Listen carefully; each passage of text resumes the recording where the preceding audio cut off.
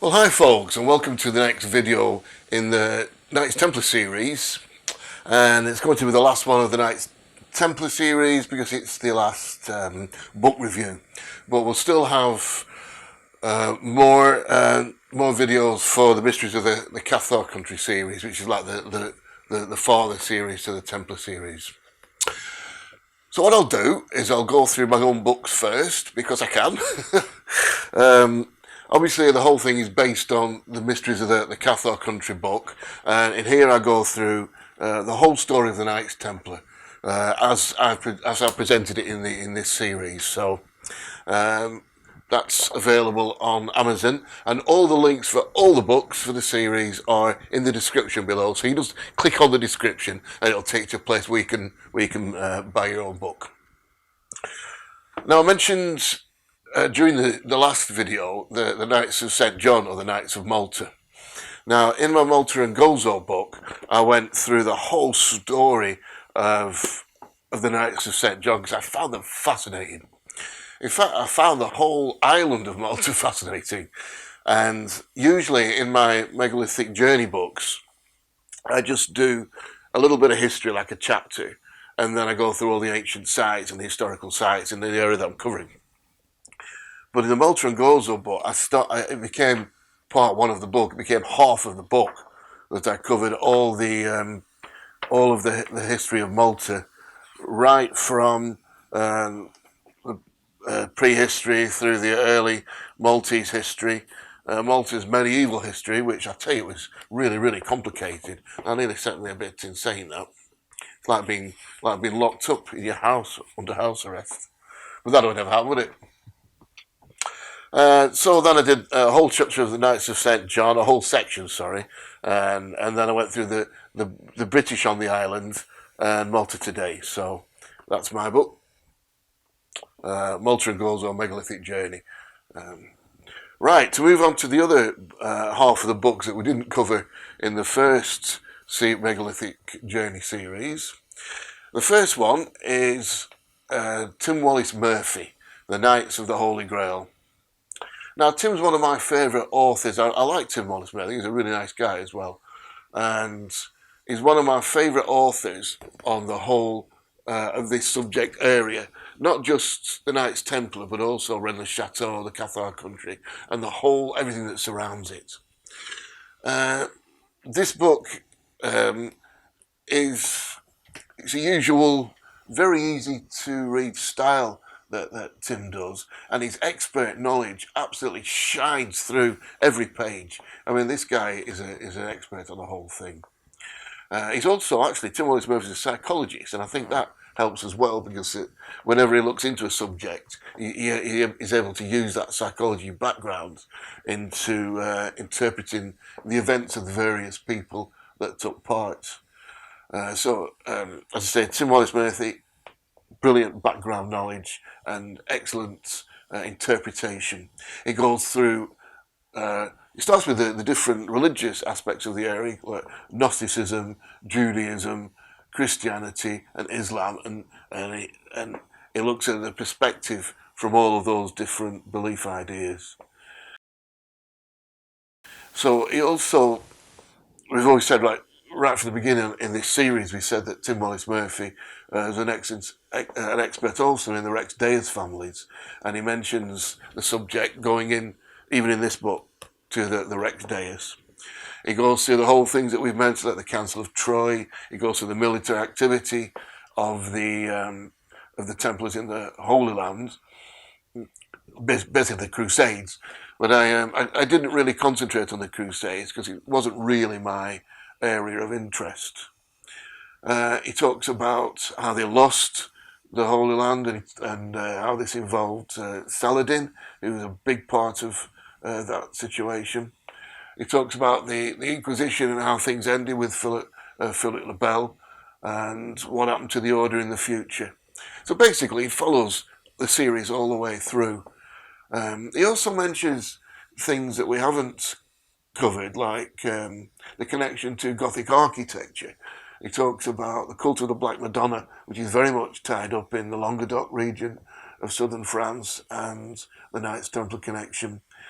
And strangely, he talks about a connection to the tarot as well, which, as you'll know, I also do a tarot series, which you can find on the YouTube channel. It's another playlist. He talks about Rosslyn Chapel, the connection in Scotland, and then he goes into Freemasonry, blah, blah, blah, on from there. So that's Tim Wallace-Murphy's Knights of the Holy Grail. Highly recommended. That's one of the best books on the subject. And another of the best books of the subject are two more of my favourite authors and friends, I'd like to say, which is Clive Prince and Lynn Picknett. Okay. Templar Revelation, another must-read on this subject. They are, again, with Tim Wallace-Murphy, but on a different, from a different direction. They're definite readers yet to concentrate on. And they go through the whole subject area again. Two lovely people, Clive and Lynn. Clive, particularly excellent guy to share a couple of nice bottles of French red wine with. Excellent company, and if you ever get the chance to do that, it's very enlightening. So one of the most important books in the subject. This book was also highly influential when Dan Brown wrote the Da Vinci Code. And it's weird that when the Holy Blood and the Holy Grail was suing Dan Brown for using his material, that this book wasn't really mentioned, even though there was a connection was made between Dan Brown and Lynn and Clive. Because if you look on the Da Vinci Code, there's a time in Paris where they're making a bus ride, and sat on one of the seats there is Clive and Lynn, which is quite funny because they got a little cameo appearance there because of writing this book and the knowledge that Dan Brown drew from the book. Now, it's a real must, and it covers everything in our series, but obviously it goes into much more detail because I could only go to a certain level doing a short talk, but this takes everything to that further down the rabbit hole, so to speak. It also covers Rennes-le-Château, a place I love, and I'll do it. That's covered in the Mysteries of the Cathar country too, and I fully intend to do a talk about that at some time. It'll be probably another playlist. And Rennes-le-Château's in the Cathar country, so of course I've been doing tours of the Cathar country for many, many years, and more years than I care to remember now. In fact, I think this year was the first time that I didn't go. Last year I managed to do 2 tours, and then stayed for a week in between in La Vache, Hostel de La Vache in Albigensian, which is a beautiful part of the Cathar country. And Clive and Lynn talk about Albigensian and the area, that small town in the book, and they mention Nostradamus and the connection with Nostradamus' family and how Nostradamus' house is actually in the very small walled town there. Fascinating. They talk about the Black Madonna Court, they talk about Rosslyn Chapel, and all other esoteric connected subjects to the area. They talk, of course, about the marriage of Jesus and Mary Magdalene, which was fundamental to the Da Vinci Code. So it's a scrumptious and exciting read, that's what I can say about this. It's a must. And it covers all the areas in the series. So our next book is Edward Burnham's The Templars, Knights of God. Now it covers all the areas again. It's peripheral reading to the ones we've already covered, but it's an excellent read. Everything's in there. It's all everything's in a compact sort of the writing's a lot smaller, so it's in a compact volume, but everything's in there, and Edward Burnham goes into some original primary research as well as secondary research of existing literature. So it's well worth looking at because it's all in here.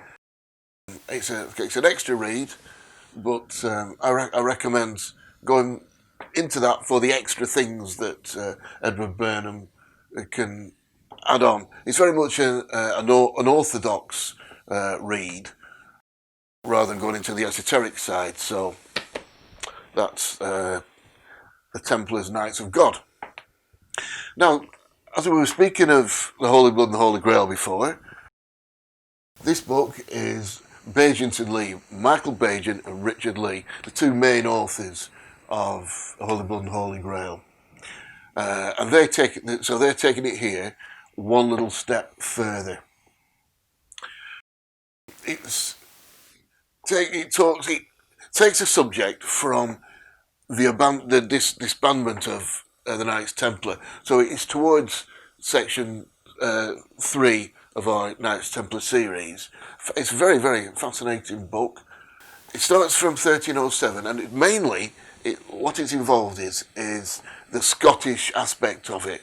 So you remember we talked about how the Templar fleet went off to Scotland with the Sinclairs and the Bruces, with the fellow Rex Days members. Well, this kind of covers that story, really. It goes through Rosslyn Chapel, which is a major part of that story. It goes through the Freemasonry, how the Templars sort of melded into the beginnings of the Freemasonic movement, and it also talks about the new world, how the Templars moved from that aspect over to the New World, into what became the United States. So it's a very important aspect if you want to look into that area of the Scottish and Freemasonic connection to the Knights Templar. It also talks about the cause of the Stuarts, which is a different subject altogether. But it's a fascinating link on. The thing is, with a lot of these subjects, you find that there's peripheral other subjects go off in different directions, and the Stuarts is one the direction that this book will take you if you're interested in that sort of area. So whether you've read The Holy Blood and the Holy Grail or not, this is a really good book by the same authors that covers the Scottish part of the Knights Templar. And then the last two books are all about pirates, because our last section, wasn't it, is how the Templar fleet saw the beginning of the Templar movement.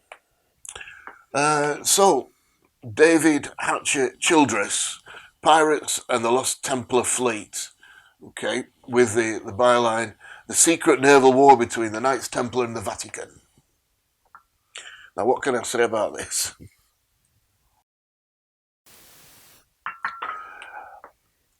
David always looks into things from his own particular viewpoint, which means there's a free thinker, which is excellent.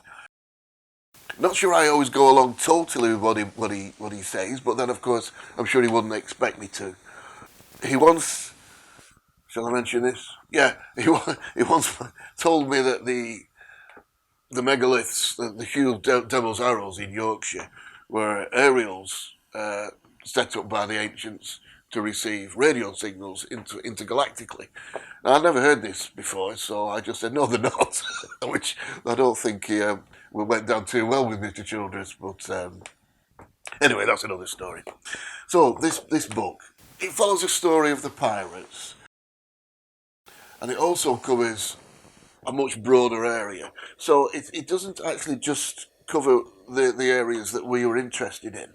It starts off like 10,000 years of seafaring, the origins of the Knights Templar, then it does the Templar fleet, but it goes through very much, it does cover the Templar fleet and what happened, how they fled La Rochelle and became the Templar, the pirates, but it also goes very much into, because David is an American, he covered a lot of the American aspect of it, the new world, and how the Templars became the Masonic Order and started the New World. So that's another peripheral read if you're interested in the area of the pirates. The last book is The Templar Pirates by Ernesto Ferrez, The Secret Alliance to Build the New Jerusalem. So it covers again the same as David's book does, and it's still on the subject of the Templar fleet, obviously. Now this book goes into a lot more depth. It's a lot heavier volume to read, but it is a fascinating book, and it takes you into a lot more detail than the previous book. Starts with a good history of the Knights Templar going and of piracy, and how piracy began way back in history. It goes through the beginning of piracy again through the Knights Templar, how the Templars fleet fled, the same old story. But then it goes into piracy itself at a much deeper level, like the golden age of piracy. And then it goes, like David's book does, it goes through to Freemasonry and the New Jerusalem, the beginning of the New World, as in the US. But it covers the other subjects in a much more deep level, so I very much recommend reading this if you're interested in how the Templars became pirates. War. There's two good things about the layout of the book as well, which would have been more down to the publishers, was the fact that although there are 5 sections in the book, each individual section has its own individual title, so it makes it very easy, much more easier to navigate the book. And also there are some fantastic pictures. I love the pictures of some of them in here, especially the depictions of some of the well-known early pirates, like Captain Teach, who was Blackbeard. Recommend that. In fact, I recommend them all, really. And as I said, in the description below, you'll see a list of all the books, and from the previous book review as well. So click on any that you like, and you'll be able to buy them from there. I get a small commission, very small commission from Amazon, but these days every small bit helps. So if you do want to help as well, there's a connection in the description. There's a connection to my PayPal account. So you see, at the moment, there's no megalithic tourist taking part because obviously that's not what we can do at the moment. So this is my full-time job. So please do make a donation, either a one-off or a monthly donation. Be much appreciated. And click on subscribe and on the bell to your future videos. I really hope you've enjoyed this series on the Knights Templar, because I've enjoyed making it, and let it be the beginning of many more. So I'll see you in a future video.